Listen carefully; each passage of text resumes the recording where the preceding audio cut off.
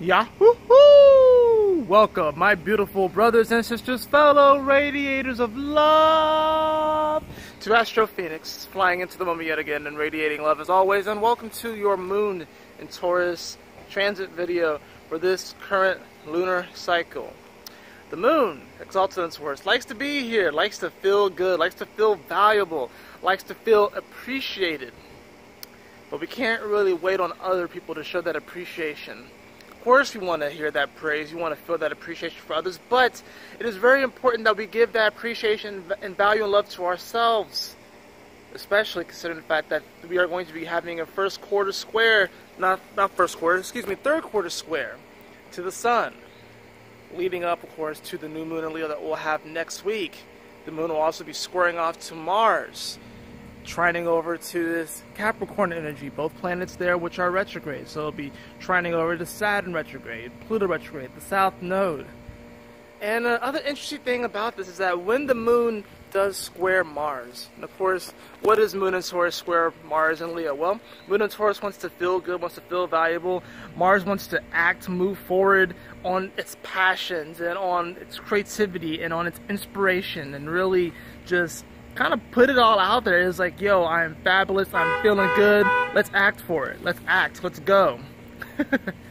But this square is going to be like there may be some sort of discrepancy between the way that we feel about ourselves and how we act. Are we acting in favor of our hearts and of what we truly value, or are we acting in the favor of what we feel is going to be accepted and embraced by other people?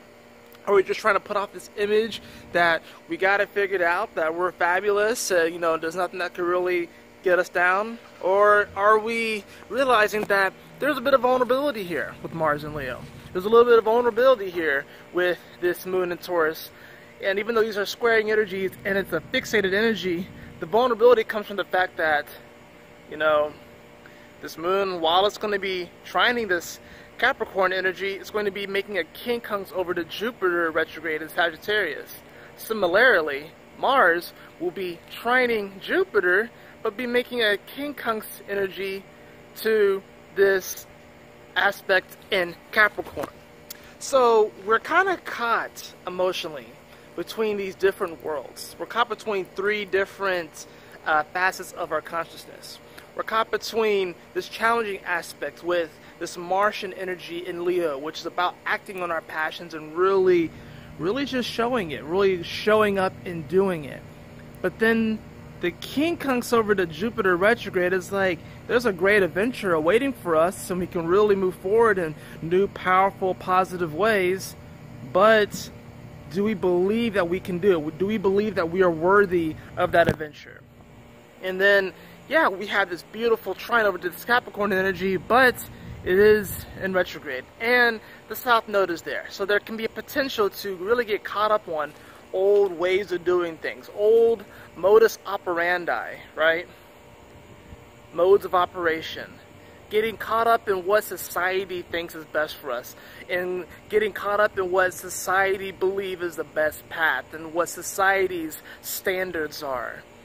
So even though we get this trine, this harmonious aspect, which I like to think that trines bring miracles and bring great healing, it's like, are we really going to get caught up? The trick to this moon in Taurus is going to be the square over to Mars, because that's really going to determine whether or not we really do act on our heart's intentions, whether we act on that which resonates with our sacred heart. And I've mentioned sacred heart in a video that I made last night. If you haven't already seen it, go check it out. I encourage you to check it out. Part 1 of this series where I talk about tapping into the sacred heart. But this moon in Taurus, yeah, we're going to want to feel good and stuff like that. We're going to feel inspired even. But it's going to be determined on whether or not we're listening to the outside world or whether or not we're listening to our heart. That is it for this reading. I hope that you all enjoyed it. Oh wait, I have a card right here too. Look what we got. We got the card of Universal Love. Universal Love. I almost forgot about this card. The number is 44. Universal Love. The only thing that exists is love. But you're not really going to feel the love from the world around you and from others until you give that love to yourself, which is key. That's the most important step. The entire world can hate you, But if you love yourself unconditionally, then they can't touch you. That is it for your reading. I hope that you all enjoyed it. If you did, please like, share, and subscribe. I would really appreciate it.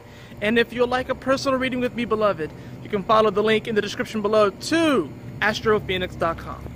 And as always, my beautiful brothers and sisters, always remember to keep moving forward, to stay focused, and Yahoo! Smile often.